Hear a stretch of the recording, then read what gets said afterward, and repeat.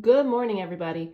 Today we are going to be starting our last basic gas law for this chapter. We have two other ones that we're going to go into detail about in the next couple of days, but our gas law to focus on today is called Lusaacs law.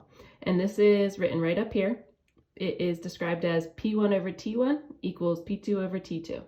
So what that's really representing is our initial pressure over our initial temperature equals our final pressure over our final temperature.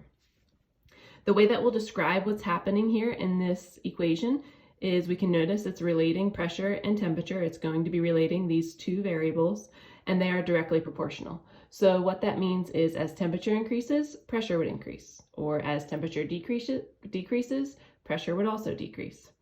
You have a little bit of a short answer question here for you to think about how pressure and temperature are related and how that might affect, let's say,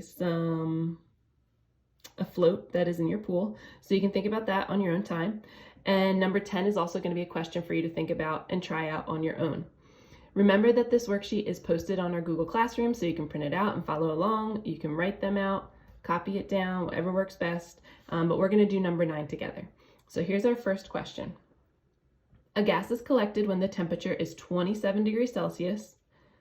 I see 27 degrees Celsius. I know that's temperature, so I'm going to go ahead and start cataloging this. T1 is 27 degrees Celsius. Remember, with Gay-Lussac's law and Boyle's and Charles' law, we always need this to be in Kelvin. So we add 273, and that would give us 300 Kelvin.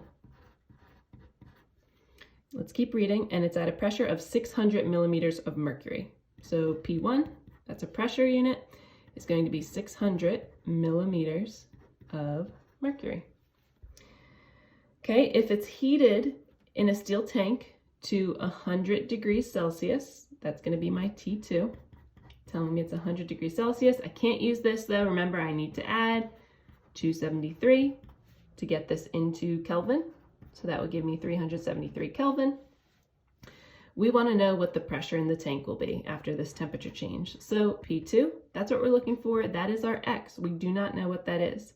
So we take all of our information and we're going to plug it into our equation up here. So P1 is going to be 600 over T1, which is 300, equals P2, which is X. You can write it in as P2 if you'd like, whichever you like more, over T2, which is 373. So to solve this, just like with Charles' law yesterday, or our last class period, we're going to cross multiply. So we're going to be left with 600 times 373 equals 300 times X.